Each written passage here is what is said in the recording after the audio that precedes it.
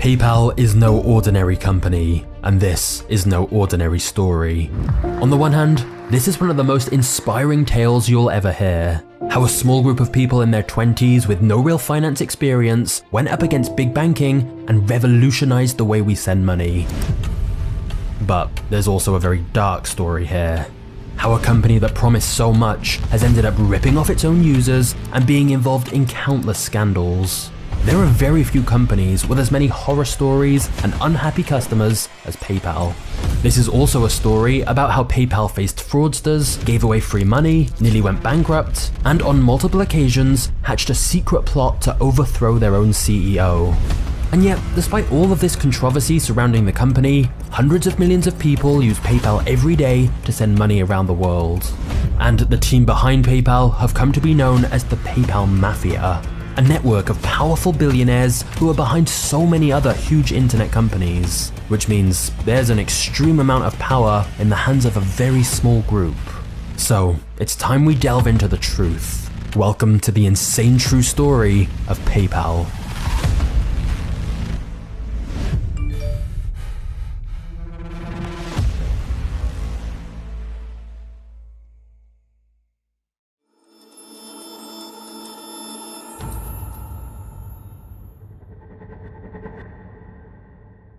Max Levchin was only 10 years old when the Chernobyl nuclear power plant exploded. He was in his house sleeping just 90 miles away. And as a Jewish family living in Soviet Russia, life was hard for the Levchins. So when the Russian economy started to decline in the late 80s, Max's family feared the worst and emigrated to the United States in 1991. In the early 90s, Max became fascinated with a gift he received, an early computer system. Max taught himself how to write and develop programs for it. And throughout college, Max explored ways to use the internet to improve his own life and the life of those around him. Together with some friends, Max wrote and sold 2 separate computer programs, and in 1998, using the money he made, Max moved to Palo Alto in California. Max was hoping to build his own internet company, and this was quickly becoming the hub for young, tech-minded people wanting to capitalize on the dot-com revolution. But one day, whilst trying to escape the intense California heat, Max attended a lecture so he could have a nap in the air-conditioned lecture hall. Except, instead of getting some sleep, Max was riveted by the lecturer, a guy called Peter Thiel. Peter was already moderately successful in several fields. He was a startup founder, a hedge fund manager, and now an investor in tech startups. So after the lecture, Max cornered Peter and explained that he wanted to build a tech company. Peter's eyes lit up. The two of them arranged to meet for breakfast the very next day to discuss Max's ideas. During the breakfast, Max talked while Peter listened politely, but then Max started talking about writing programs for the Palm Pilot, which was the first popular handheld computer. It seems very primitive now, but at the time, there was a lot of excitement around this little device that could store your contacts, notes, and calendar. Max explained how creating new applications for Palm Pilots was an untapped market, and that was exactly what Peter wanted to hear. Peter believed in Max's technical skills and funded his first idea for $100,000 in 1998. Using Peter's money, Max founded a company called FieldLink, which would offer security for these Palm Pilot devices. Peter and Max both had big dreams for this business. However, they soon realized that their idea was completely flawed. The market for mobile security didn't exist yet. There were simply not enough customers. Not just that, but they soon realized Palm Pilot's parent company had already partnered with another business for their security needs. FieldLink had to change its business strategy immediately. But Max and Peter were still both convinced that mobile computer devices like this were the future. So they began to consider what else they could develop for the Palm Pilot. They wondered, what if you could use the Palm Pilot to send and receive money? And thus, they decided to launch a mobile wallet for Palm Pilot that would allow users to send money to each other using the device's infrared ports. Infrared ports allowed wireless transfer of data between 2 devices within a 10-meter range. And at a time where most people still relied on cash and checks, the idea of beaming money to each other sounded impressive. So now that they had this new idea, FieldLink changed its company name to Confinity, a mixture of confidence and infinity. As for their money beaming program, they came up with a bunch of name ideas: eMoneyBeam, Zappio, Momo, Cache, but they eventually settled on PayPal, which had a nice alliteration to it and could easily be used as a verb, like saying, just PayPal me. So with the business idea and name both sorted out, Peter and Max started recruiting. although most of their hires were people they knew from college. The average age of their employees was just 25. But this camaraderie would later prove crucial to PayPal's success. Peter also knew that investment would be critical for a young startup like Infinity to sustain itself in the initial years. Fortunately, the dot-com boom was at its peak, and there was no shortage of cash in Silicon Valley. With a better business plan, Nokia Ventures agreed to invest $4.5 million into their money-beaming idea. This investment allowed them to hire more people and set up a proper office. But Peter also realized it was a great opportunity to generate media headlines. So rather than Nokia just transferring their investment to Confinity's bank account, they staged a publicity event where in front of the press, Nokia would wirelessly beam the money onto Peter's Palm Pilot. Not only would this make a great news story, it would show the world the potential of Confinity's idea. The plan was good in theory, but the reality was the technology was still unpredictable. The infrared transmitter was notoriously buggy and unreliable. So just days before the event, Max and the team pulled all-nighters to code and repair the 2 Palm Pilots that would be used during the announcement. If this payment failed, people would completely lose confidence in the concept before they'd even started. But thankfully, the money transfer worked. And it seemed people loved the idea. Well, except for one man. Sitting in his office, this man watched the news story about Palm Pilot money transfers and said, "That's a dumb idea. They're doomed." And that man was Elon Musk.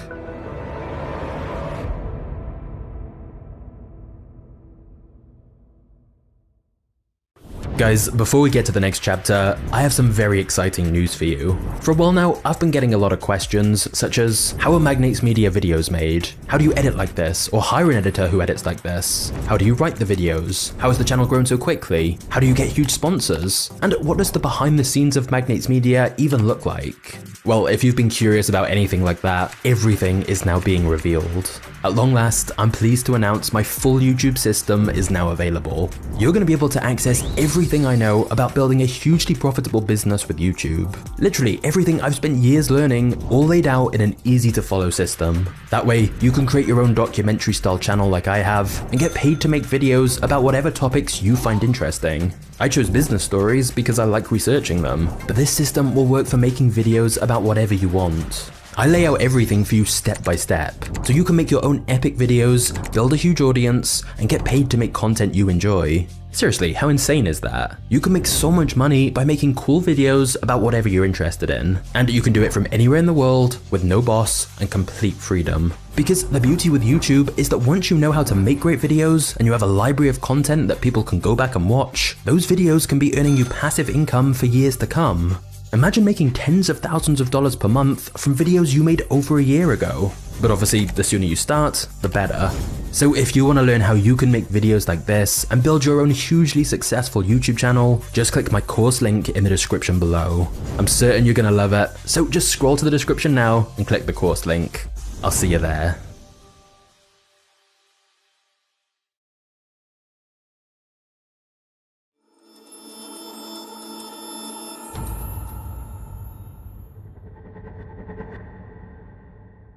It was 1999 and Elon Musk had just sold his first internet company called Zip2, earning him a personal payout of around $22 million at just 27 years old. But to Elon, this just meant he now had more money to invest in a new business that was much more ambitious. He wanted to overhaul the entire financial system. You see, before starting his own business, Elon had interned at a bank and had witnessed firsthand how little banks seemed to be innovating. Banks were tied up with expensive, outdated systems that made transactions extremely slow. Most people still relied on sending checks by mail, which was extremely slow and inconvenient. But Elon felt the internet was going to enable all of that to change, and since the banks didn't seem to be doing it, he'd do it himself. Elon saw a future in which all of our financial needs were met by one single platform. He wanted to build a company that would offer savings and checking accounts, loans, insurance, mortgages, lines of credit, mutual funds, and even stock trading, all in one place and all connected to the internet. And thus, Elon named his new business X.com, as he felt this encompassed the idea of a digital superbank that would do everything. Elon then invested the majority of his Zip2 money into this new company. This was very uncommon in Silicon Valley, where most entrepreneurs rely on investors. But after being sidelined by investors in his previous business, Elon was determined to keep full control this time around. And putting his own money in also had a positive effect, as it showed everyone just how much Elon believed in the idea. But despite the hype and plans to change the world, X.com looked like it might be dead before it had even begun. Many believed integrating every financial service under one company would be a regulatory nightmare. In fact, it was actually illegal. At the time, there was the Glass-Steagall Act, which banned the merging of retail banking and investment banking. However, Elon believed he could ignore these restrictions and regulations for the time being. He told his team, "We shouldn't be afraid to break a few eggs along the way." Elon would end up firing most of the original executives on the team who didn't think his vision was possible. Elon then hired Bill Harris as CEO, as he'd been the former CEO of a successful financial software company. He also began expanding his software development team, and soon enough, the X.com product began to take shape. X struck a deal with Barclays Bank that allowed its customers to invest in mutual funds. Another agreement with a community bank meant X.com could now issue checks and print its own debit cards. And this meant if you had an X account with money in it, you could withdraw cash at an ATM. And thus, the X.com website finally went live on November 25th, 1999. Because of all the regulatory issues and red tape, it was nowhere near the all-in-one financial services hub that Elon was envisioning, but it was a start. However, in 1999, X.com was renting a small office suite at 394 University Avenue in Palo Alto, overlooking a bakery. And in a crazy coincidence, Confinity was occupying the adjoining office suite. These two companies, both looking to revolutionize online payments, were literally neighbors. Employees from both companies saw each other all the time. They often bumped into each other at the entrance to the building or in the restrooms and parking lot. And just like Confinity's PayPal app, X was also planning on letting users instantly transfer money to other users. Although it's important to note, this was just a tiny fraction of what Elon had planned for his company. What's really interesting though, is that at first, these two companies didn't even think of each other as competitors. Confinity was developing their PayPal app for Palm Pilots, and X.com was trying to become a digital superbank offering different financial services. It seemed they were on very different paths. And secretly, both companies thought their neighbors were on the completely wrong path. Max and Peter were convinced Elon's vision for X would face way too much regulation, whilst Elon felt money beaming on Palm Pilots was a dumb idea.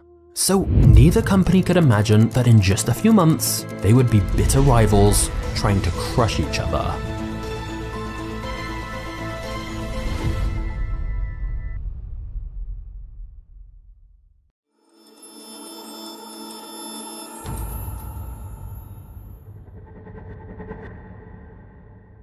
The news story about beaming money from one Palm Pilot to another was exciting, but the publicity didn't get that many people actually using PayPal. There were obvious flaws with the idea, like what if you left your device at home? And not just that, the majority of people didn't even have Palm Pilots.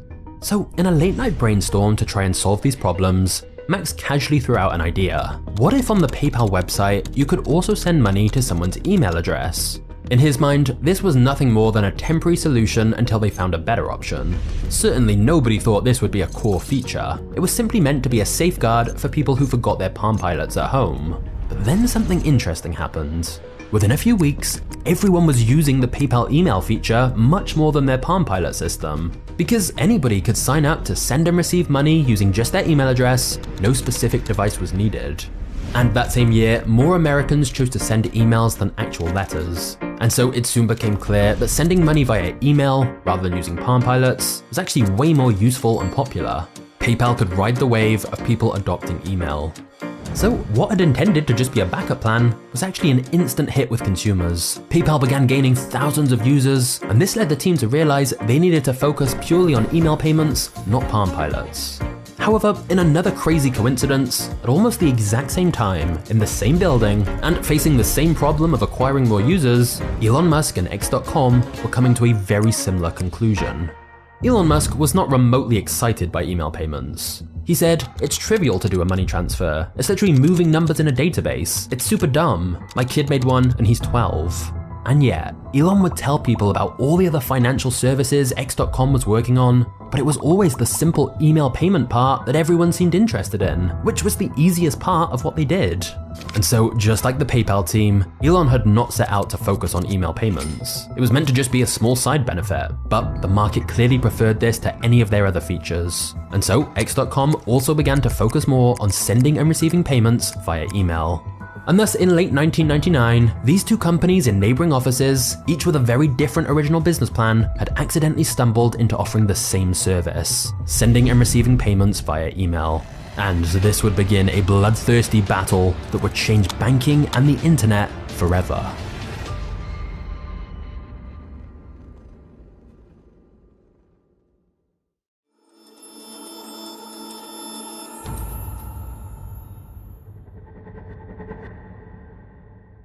Both companies knew the online payments market would only have one ultimate winner, because they both understood one of Silicon Valley's most prominent principles, the network effect. The more people in a network, the more valuable that network is. Everyone wants to use the most popular network, as that's the one where you can connect with the most people. So both companies were willing to throw money at customers in a race to build the largest payment network. The battle was on, and customer growth became the #1 priority for both PayPal and X.com. To get more customers, both companies offered a version of the same incentive. Refer your friends and we'll literally give you free money. PayPal offered $10 if you signed up, and an extra $10 if someone you referred also signed up. So X.com went one better, offering $20 per new sign up, plus $10 for the referral. Handing out free money like this was an interesting tactic to get customers. Or as Elon later said, it was a race to see who would run out of money last. Both companies' chief financial officers were initially horrified by this plan. Surely it was a bad sign if they had to pay customers to sign up rather than customers paying them. But of course, paying people to join and then paying them for referring others was a very effective way to get a lot of users quickly. Because by rewarding both the person making the referral and the friend they were signing up, it became a truly viral marketing campaign for both companies. However, although both companies saw an increase in users from this, they still both needed a clearer use case, instead of people just using the service to get the free cash bonus. And little did they know that their services had already become popular with an unexpected user base. The auction website eBay.com. By 2000, eBay was a billion-dollar company with tens of millions of users, and eBay's auction model allowed sellers to create listings of items that buyers could bid on. But initially, eBay didn't have a robust payment service built into its platform, and so to complete transactions, buyers and sellers often used cash, money orders, checks, and wire transfers. So PayPal and X.com's email payment services were incredible for eBay users, as it made it so much easier and faster to handle payments. All eBay sellers had to do was create an account on either PayPal or X.com and mention in their auction listings that they take payments via these services. And back then, neither PayPal or X even charged any transaction fee. In fact, the opposite. Both companies paid new users for signing up and for referring others. So eBay sellers realized if they referred buyers to PayPal or X, they'd make even more money on every item they sold. It was win-win, and so thousands of eBay users started using PayPal or X.com. By late January 2000, PayPal had more than 100,000 users on its platform, and X.com wasn't far behind. This soon became 200,000 users, and it was clear the battleground had shifted to the eBay marketplace. Once again, neither company had planned that eBay users would be such a big part of their business, and initially neither company had done any advertising to attract eBay customers. eBay users had simply adopted PayPal and X.com themselves because it made sense. But once both PayPal and X realized this demand, it allowed both companies to tap into an existing network where there was a clear use case for their email payment services. And thus, both companies went all in on marketing to eBay users. PayPal created tools and tutorials to help people offer PayPal on their auctions, and days after PayPal started chasing eBay users, X did the same thing. Whenever one of them tried to offer a new feature, the other would always try to quickly copy or improve upon it, both trying to one-up each other in the race to become eBay's #1 payment service. The rivalry began to intensify. The PayPal team brought out a cake with the words "Die X.com" written in frosting, whilst Elon personally sent emails to his team about the need to kill PayPal. Both companies worked tirelessly during this period, literally sleeping under their desks. Everyone was exhausted and being pushed to their limits, but they were also excited to be building something they believed in. However, whilst it may seem that PayPal and X.com were on an incredible growth trajectory, their balance sheets told a very unpleasant story. Because of the sign-up and referral bonuses, along with the lack of any real revenue model, both companies were losing money at a rapid pace. The more users who joined, the more money they lost. For example, PayPal had to pay a 2% fee on every credit card transaction, and was bleeding almost $100,000 every day. To make matters worse, PayPal had promised users its basic service would remain free forever, because their plan was to make money from selling business accounts with extra features. But that would be a long, slow process to eventually recoup all the money they were spending to get customers, and PayPal was starting to worry they'd run out of cash before that happened. And if PayPal backtracked and started charging users now, they worried everyone would just use X.com instead. Meanwhile, right next door, X.com was facing the exact same issues.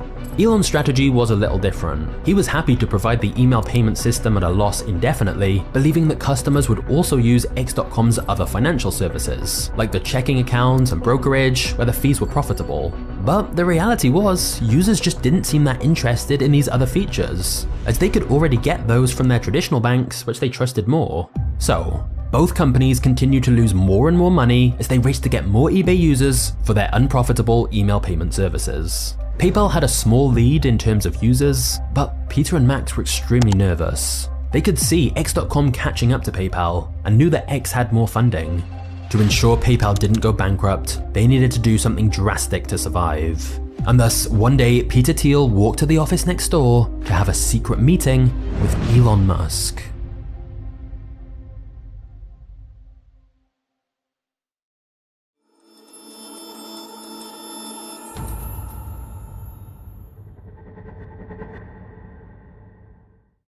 Elon was confident that X.com would emerge victorious in this battle. He had more money than PayPal and could raise more if needed, so in his mind, there was no way X.com would end up on the losing side. But Bill Harris, who was X.com's CEO, didn't share Elon's optimism. He thought both companies were spiraling towards mutual destruction. In Bill's view, the online payment market was only big enough for one player, and so he felt the two companies would be much better off by merging together. And thus a meeting was arranged with the two most influential people from both companies, Max Levchin and Peter Thiel from the Confinity team, who were building PayPal, and Elon Musk and Bill Harris from X.com. Despite being fierce rivals, everyone could see the logic of having one dominant payment company instead of two competing companies. However, it's fair to say Elon was not particularly on board with the idea of a merger. He believed that X.com would crush PayPal eventually, and that merging wasn't necessary. But Bill persuaded Elon to at least explore the idea. The mood in the meeting was tense, and it soon got worse. Elon's first offer was that X should acquire PayPal, and that the PayPal team would receive just 8% of the combined value of the companies. This extremely lowball offer shocked Peter and Max, who left the meeting almost immediately. It seemed like the deal was a lost cause, and so the PayPal team pushed harder than ever to gain more users, which of course sent them closer and closer to bankruptcy. But as PayPal's users grew, the acquisition offers from X.com kept increasing. After some further negotiations, Elon eventually agreed to come down to a 55-45 split, which PayPal felt was much fairer. In fact, they were literally ready to agree to the merger, and then the big egos on both sides of the deal almost killed it. Elon made a comment to Max about how he was getting a steal, implying their deal was much better for PayPal. Max was furious by this and left. Max then argued that the only way this merger could work is if they became genuine partners, which meant an even 50-50 split instead. Elon was ready to back out of the deal completely because of this, and continue their brutal fight. But then X's CEO, Bill Harris, dropped a bombshell. He told Elon that if X didn't merge with PayPal, he'd resign. Bill believed it was unclear which side would win, and it'd take a huge amount of time and resources to figure it out, so merging the two companies was the only thing that made sense. And thus, Bill was giving Elon an ultimatum. But given X.com was right in the middle of a funding round, having their CEO leave right now would look disastrous for the company. So feeling like he had no choice, Elon agreed to the 50-50 terms, and in February 2000, the two companies officially merged together. The company kept the name X.com, which Elon loved, but it kept Confinity's PayPal name for their email payment system, as users had become attached to that.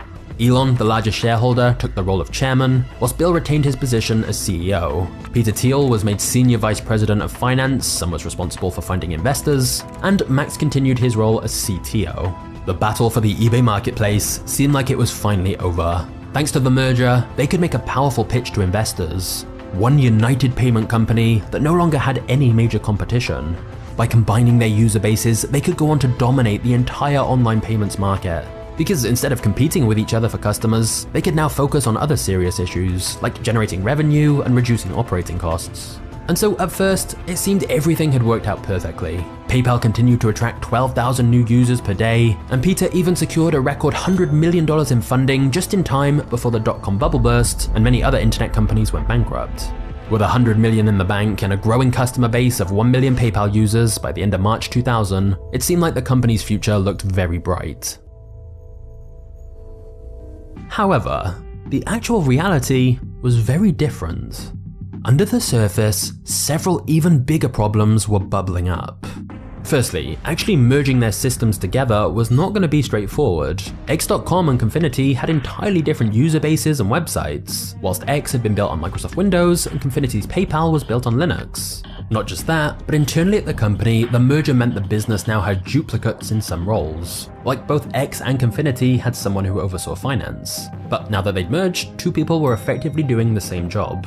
PayPal was also receiving thousands of customer service calls a day, which it simply couldn't handle. At one point, they literally just unhooked the phone lines, although this resulted in someone thinking PayPal was keeping their money hostage. So he showed up at the PayPal office with a gun to demand his money. After the merger, the company also became much slower and less efficient, with decisions taking way longer, and many employees being unsure who they were even meant to report to. It didn't help that the two companies had been such fierce rivals, and now everyone was supposed to get along as one happy family. The reality was the PayPal side and the X.com side still felt separated, even though they were officially on the same team now. And it wasn't long before cracks began to appear in the relationship between X.com executives. For example, Peter wasn't impressed with some of Bill's decisions as CEO. Bill was keen to end the referral bonus and start charging customers for using PayPal, even though they'd always promised to be a free service. But Peter disagreed, and also disliked that Bill seemed to be introducing more meetings and formality within the company. Eventually, Peter Thiel resigned. Peter's resignation sent a shockwave through the organization, and it was soon clear that Peter wasn't the only one who had issues with Bill's leadership. Both Elon and Max had a lot of concerns about how slowly new features were being rolled out after the merger. Elon in particular felt Bill was focusing too much on PayPal and not on his bigger X.com vision. He also felt Bill was hiring too many executives from traditional finance, the same kind of people who worked at the banks Elon wanted to disrupt. But perhaps most importantly, Elon had never forgiven Bill for the ultimatum that had forced this merger in the first place. All of this, along with Peter's departure, meant that Elon Musk, Max Levchin, and a couple of other high-ranking executives had all come to the same conclusion. They needed to overthrow Bill as CEO. Behind Bill's back, the rebels secretly conspired to go to the board with an ultimatum. Either remove Bill as CEO, or we're all resigning. Since Elon and Max both had board seats of their own, they only had a few other board members to convince. And so, before Bill could do anything about it, he was forced to step down as leader. In May 2000, after a successful coup, Peter Thiel returned as chairman, and Elon Musk retook the title of CEO.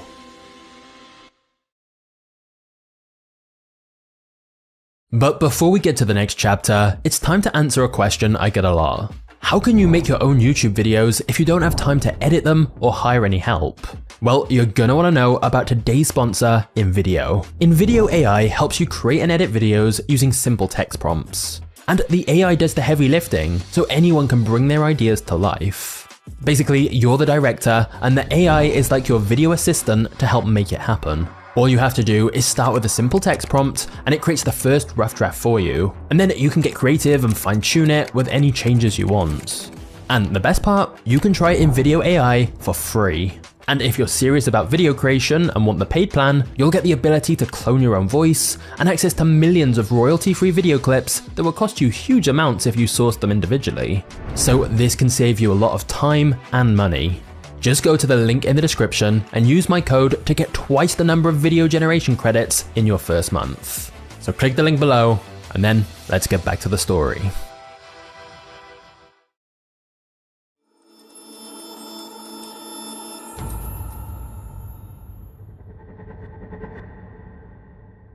With Bill gone, Peter back in the mix, and Elon calling the shots, it finally seemed like the internal battles had been settled and PayPal could continue expanding. However, keeping PayPal free forever wasn't going to work, as it cost PayPal millions in credit card transaction fees to process payments. And so in the summer of 2000, they introduced paid business and premier accounts, which offered more features than the standard free accounts.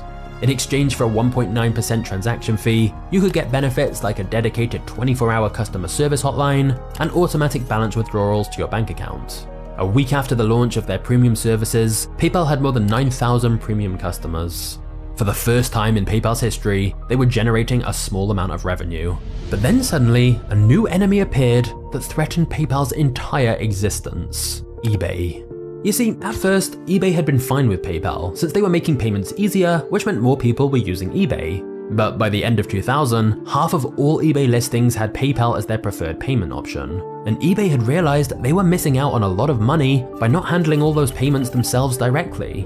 PayPal was essentially running the cash register on eBay's store. eBay had already bought their own payment system called BillPoint. And even though payments wasn't eBay's main business, they felt like every sale that went through PayPal stole a little bit of income from them. So throughout the year, eBay began trying everything they could to get its users to switch to BillPoint instead of PayPal. Firstly, eBay restricted logo sizes on listings, making the PayPal logo hard to find in a user's description. But PayPal responded by designing tools to help its users resize their logos and stay within the guidelines. Next, eBay automatically enrolled new auctions into the BillPoint system, meaning that unless you found the obscure opt-out button, you had to use BillPoint as a payment option for your auction. In response, PayPal publicly posted eBay's customer service number, encouraging users to phone eBay directly to complain. And sure enough, after getting flooded with calls, eBay removed the feature. But the battle between eBay's BillPoint and PayPal only intensified further. One major threat to PayPal was when eBay introduced the Buy It Now feature that allowed a user to skip the auction process and buy the item at a fixed price immediately. In reality, this was a ploy to funnel customers to BillPoint, which was the default payment service when a user pressed Buy It Now, cutting out the part where you would normally agree a payment method with the seller. This tactic succeeded, and BillPoint's users quickly grew from 10% to 20%. But PayPal had victories elsewhere. They built more tools designed for eBay users, like a feature that auto-completed the eBay payment page with PayPal selected as the payment option. PayPal also started offering 1.5% cashback to sellers using debit cards if they made PayPal the only payment service on their auctions. Of course, this just ramped up tensions further. eBay then responded by directly emailing their users to explain the ways BillPoint was better than PayPal, including how BillPoint was officially owned and endorsed by eBay. They also partnered with Visa and said there'd be no fees on Visa transactions done through BillPoint. And they even renamed BillPoint to eBay Payments to make it sound more official. But despite all the tactics eBay tried, it was still no match for PayPal's free service, which people had come to love. PayPal was still the most preferred payment service on eBay by far, and PayPal had now gone international and allowed users from around the world to open accounts. And so as the year 2000 ended, PayPal had processed $1 billion in transactions in total since its inception. Their Q4 report showed $7.4 million in revenue, a big increase from the previous quarter of just $1 million in revenue. Having said that, PayPal was still nowhere near being actually profitable. Plus, PayPal was still fearful that in theory, eBay could completely ban PayPal from its site, which would essentially kill PayPal's entire business. So, in order to try and become less reliant on eBay, they introduced PayPal Shops, an online directory where sellers could post their websites free of charge for buyers to see, encouraging users to do business outside eBay. PayPal also introduced buttons anyone could easily add to their own personal website to accept payments. But this just made eBay even more angry, as PayPal was giving people a way to sell their items online that cut eBay out completely. PayPal increased the tensions further when their team invaded an eBay event and distributed thousands of PayPal t-shirts to attendees. By June 2001, 70% of all eBay sellers were using PayPal, while only 25% were using eBay's own payment service. eBay had to accept they just couldn't innovate as quickly, because ultimately, payments was only a small part of eBay's business, whereas it was PayPal's entire focus. Not just that, but eBay took a more traditional approach to its payment system, like requiring a more in-depth verification process. Unlike PayPal, who were handing out accounts and cash to literally anyone, this would soon cause huge problems. But in the short term, it meant PayPal had less friction and was easier to use, and built up a bigger network faster. And thus, PayPal ultimately beat eBay when it came to payments. And as the CEO, Elon Musk must have been thinking that after winning this battle, finally, things would be a little steadier for the company. Maybe he could now start expanding X.com more with the other financial services like he'd always wanted. But little did he know, within PayPal, whispers were going on behind the scenes. And very soon, he'd be kicked out of the company entirely.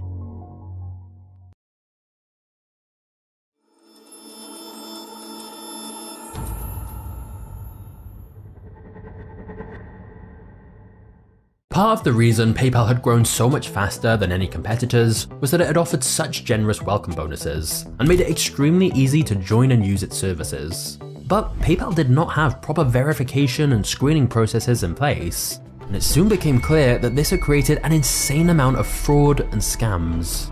One PayPal employee admitted, "We would be issuing lines of credit to people that either weren't real people or had stolen someone else's identity."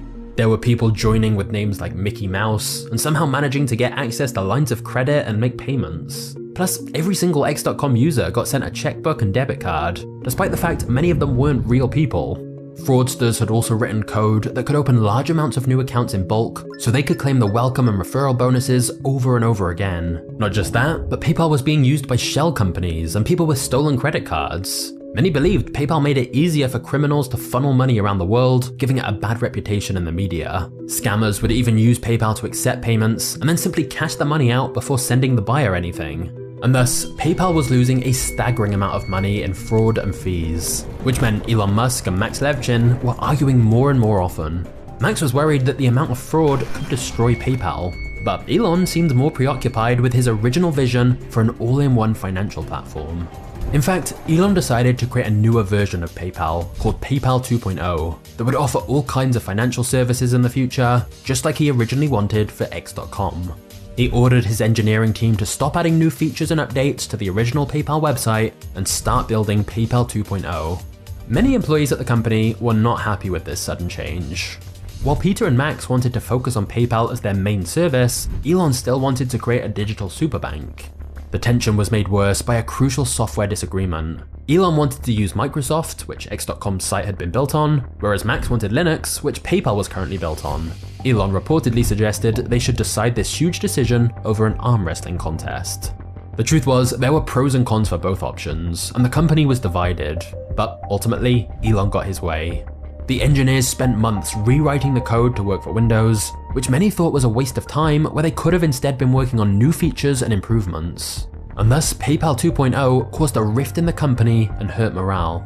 Meanwhile, costs were spiraling, and the business still didn't have a clear plan to profitability.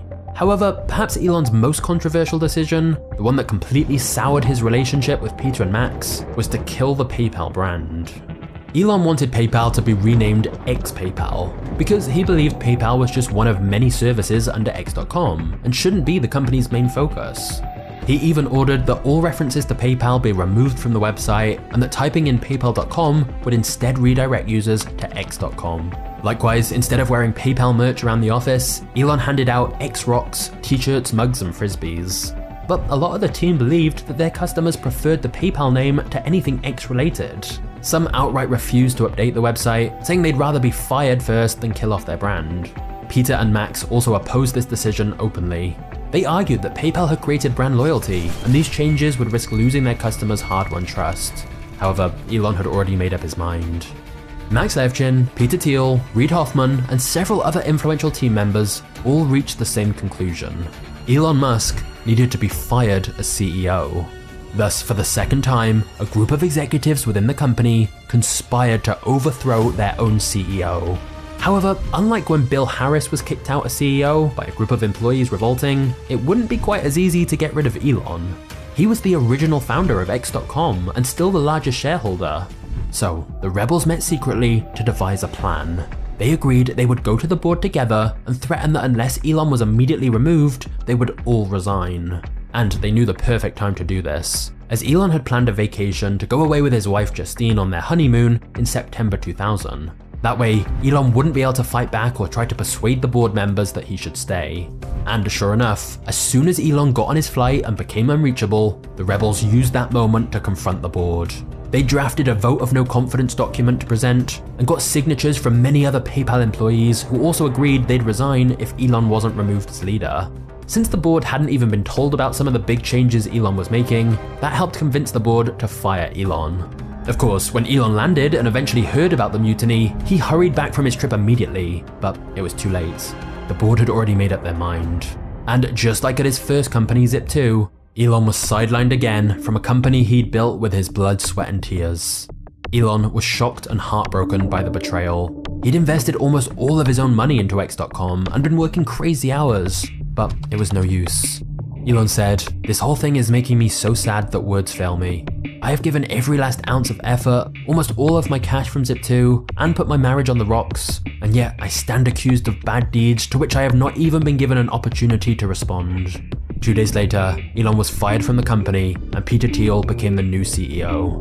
Peter immediately reversed Elon's controversial decisions. The PayPal 2.0 project was scrapped, the PayPal brand was restored, and X.com's all-in-one financial services idea was put on hold indefinitely.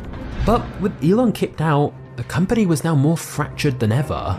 On the one hand, some of the team agreed that Elon had failed to deal with problems like the high fraud rates and lack of profitability. He was also blamed for the divided team, the 2.0 project, the naming issues, and for focusing too much on his bigger vision at the expense of PayPal's current growth.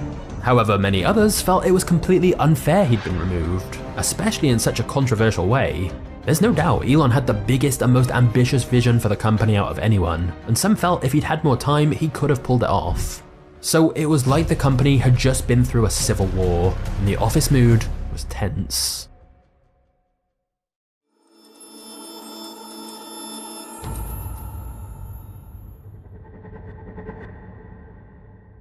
Over the next few months, PayPal's users grew faster and faster. By July, PayPal was processing almost $5 million daily. And whilst fraud had been costing the company millions, Max took it as his personal mission to tackle the issue. For example, one of PayPal's problems was that bot accounts were being used to wire money around the world. At the time, there wasn't a universal way to check if it was an actual human opening a new account. So Max created a system where the sign-up page presented the user with a picture. It was a series of letters and numbers with black lines across the image. To the human eye, it was easy to see the characters, but back then, computers couldn't figure it out, so they wouldn't be able to set up new accounts. The idea became the first popular captcha system online, and it soon spread around the internet. But Max's greatest adversary was an anonymous hacker who called himself Igor. Igor opened up countless fake accounts, and every time Max shut down an Igor account, new ones popped up in their place. Igor even wrote to Max, taunting him, saying he'd never be shut down. However, the more time Max spent finding and closing Igor's accounts, the easier it was for him to spot criminal activity. Max realized that most PayPal clients use their accounts in predictable ways. If an account sent money too frequently or in unusually large amounts, it stood out from the normal pattern. So Max wrote programs that flagged and froze suspicious accounts. Using hundreds of variables, its algorithms got better and better at identifying subtle patterns to detect fraud. And ultimately, PayPal's run-in with fraudsters gave it a competitive advantage, as they worked to create complex fraud-fighting tools, essentially becoming one of the first big data security companies. This pushed many fraudsters to attack PayPal's competitors instead. The only problem was that while it solved a lot of fraud, innocent users also sometimes had their money frozen by Max's program. But we'll get to that. For now, PayPal still had an even bigger problem to think about, actually becoming a profitable business. They'd so far been relying on investor money, but that wasn't sustainable forever. Up until this point, PayPal had a freemium model. You could use it completely for free with no transaction fees and just voluntarily upgrade and start paying transaction fees if you wanted some extra features. But eventually PayPal realized this wasn't going to be enough and decided they were going to force users to upgrade and start paying transaction fees. This meant completely backtracking on the promise they'd repeated over and over that PayPal would always be completely free. Some employees internally referred to the forced upgrade as the FU, a recognition that this was the most controversial move PayPal had made. Unsurprisingly, users were furious by the broken promise. One user wrote, "They got us hooked and then started charging. To think I helped promote you, build you up, and then you do this to us? You should be ashamed."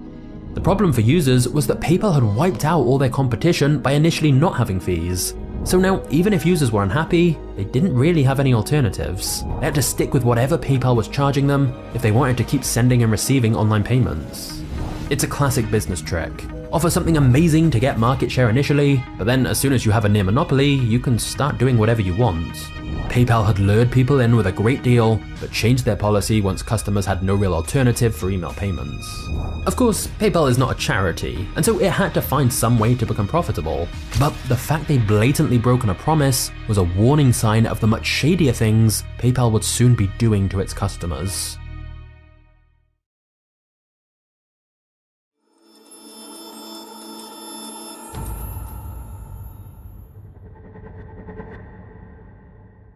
By the end of 2001, PayPal was generating a staggering $103.7 million in revenue and had more than 12 million users on its platform, with 20,000 new users signing up every day.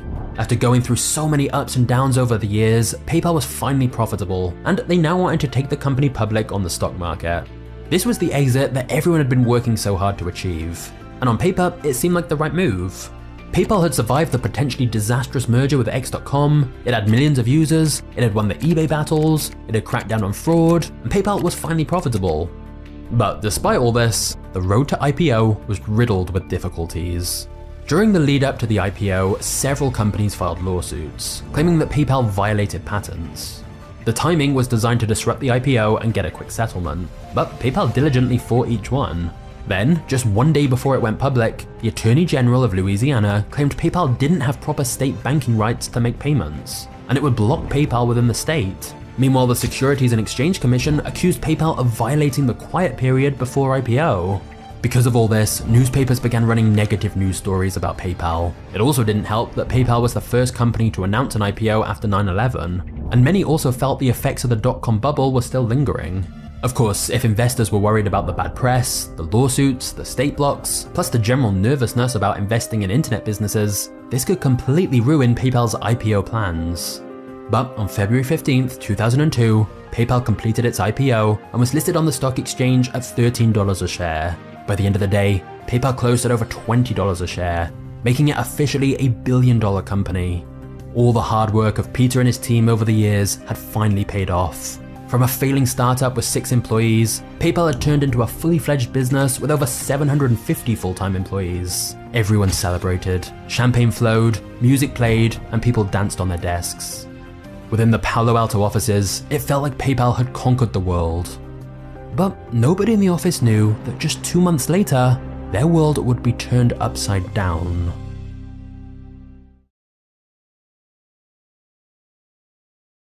So far in this video, we've talked a lot about money. But before we get to the next chapter, let's talk about how you can make some money with today's video sponsor, Moomoo.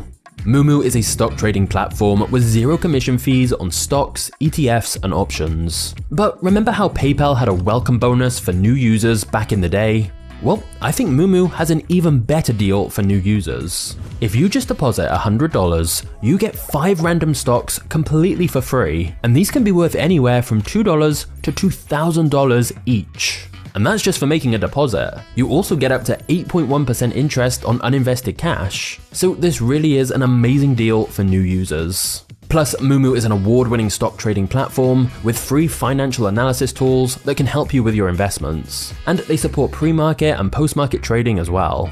There's also no subscription fees and no account management fees. So if you want to get started right now and unlock those free stocks, just click the link in the description.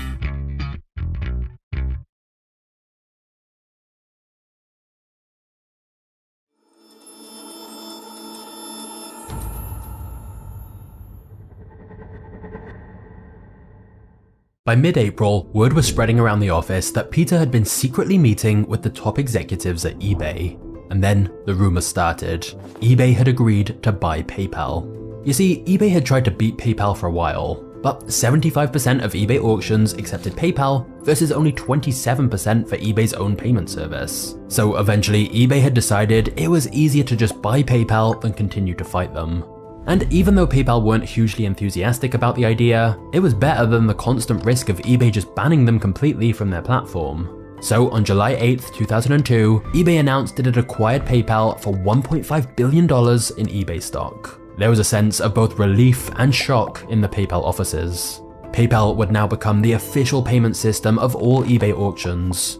This meant millions more users and no more battles. However, while the news seemed good, to many at PayPal, it marked a significant moment in time.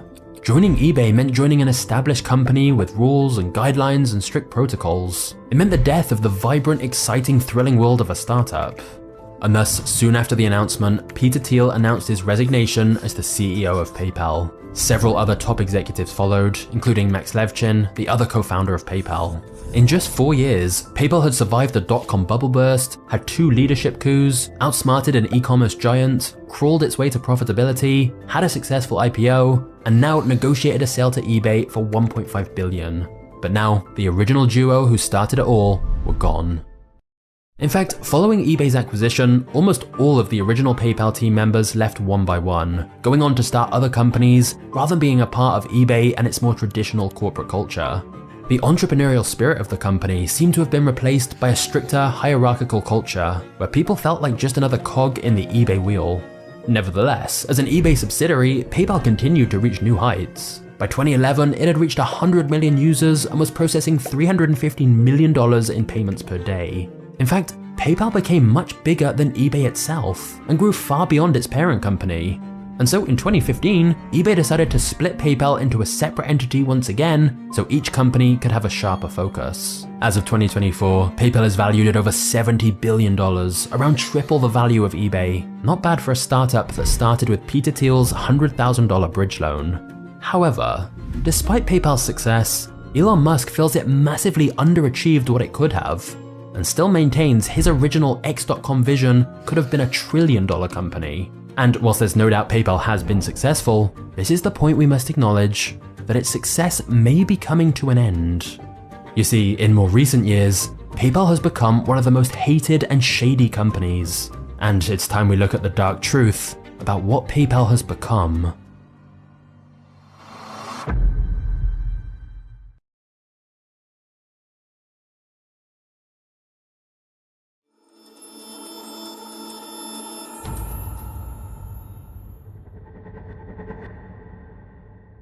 On Trustpilot, PayPal has a shocking 1.3 average rating from around 30,000 reviews. In fact, if you look up PayPal reviews anywhere, from Reddit to YouTube, you'll find an endless amount of people who have been screwed over by PayPal. Just search PayPal horror stories and you'll realize how big of a problem there is with PayPal. Like users talking about how PayPal stole their money, froze their accounts for no reason, lied to them, gave them terrible support, or were just dishonest and rude. One of the biggest issues with PayPal is that it's surprisingly common for someone to have their account shut down for no reason. PayPal then often hold all of their money for up to 180 days with no explanation given. And if you try to contact their support, you'll often be met with awful and unhelpful customer service. People repeatedly talk about how PayPal treat them like criminals when they've done nothing wrong. In fact, I've seen people who used PayPal for their small business, but then without any warning, PayPal just blocked them and seized all their money for 6 months with no reason provided. This has caused people's entire businesses to go under, as they can no longer pay their suppliers or staff. A second big issue is how PayPal's fees have just gotten higher and higher. For a company that gained market share by repeatedly promising to always offer no transaction fees, it's quite amazing how high the fees have now gotten, especially when dealing with payments in other currencies. PayPal was meant to be better than traditional banks, but now it's often not. For example, in the US, Zelle has no fees for instant payment transfers. And in many countries now, the banks themselves offer instant, fee-free money transfers. So it's perhaps not surprising that PayPal's stock price has fallen dramatically. Now, PayPal may try to claim that their service offers more payment protection, but that doesn't really seem true either anymore. You will find hundreds of thousands of people talking about getting scammed while using PayPal, and how PayPal regularly side with the scammers. I saw countless stories where a buyer or seller had provided clear proof they were in the right, but PayPal made no effort to actually figure out the truth. It's like they just couldn't be bothered to waste resources on it. As long as PayPal got their fee, they didn't seem to care. As well as this, the Consumer Financial Protection Bureau has accused PayPal of all kinds of unethical and illegal practices to rip off customers. This includes signing people up for credit accounts without asking permission, so they got hit with late fees and interest, outright lying about promotions and never fulfilling them, and even just ignoring customer disputes. But just when it seemed like PayPal couldn't get much worse with all the fees, scams, and terrible customer service, it did get worse. In fact, it got pretty dystopian. PayPal updated their policy to say anyone posting misinformation can be fined $2,500. It's a pretty crazy thing to sneak into your policy, that a financial company should even have any involvement in what you say, and then be able to ban you from receiving payments and take your hard-earned money if you say something they don't like or agree with. Even a former PayPal president agreed. He said, "PayPal's new policy goes against everything I believe in. A private company now gets to decide to take your money if you say something they disagree with. Insanity." Elon Musk agreed as well. But of course, by continuing to use PayPal, you were agreeing to this policy and risked being banned and fined. Of course, once all the backlash started, PayPal backtracked and said this policy was just a mistake. However, once the outrage died down, some people pointed out that the penalty for certain violations still seemed to be there. And given PayPal's track record of broken promises, it's definitely hard to fully trust them. Personally, I would not recommend keeping large amounts of money in your PayPal account. I've just heard of so many people who have issues with PayPal, and most of the horror stories I read were people who'd been a customer for years, which is why they were so shocked when PayPal suddenly froze their account and refused to help them. So it's definitely worth considering alternative payment solutions. Like many businesses now use Stripe or Square, and personally I really like Wise.com, which has lower fees than PayPal. They also have a two-sided referral bonus like PayPal used to, so I'll link to them in the description if you want to check them out. But of course, there's many other options too, because thankfully, PayPal's tight grip on the world of online payments is coming to an end. And the less of a stranglehold on online payments PayPal has, the more it might force them to care more about its users again, and return to being the innovative company it once was. Now, given what PayPal has become, it's not surprising that the original team who started building X.com and PayPal all left the company. But what is surprising is what they did next.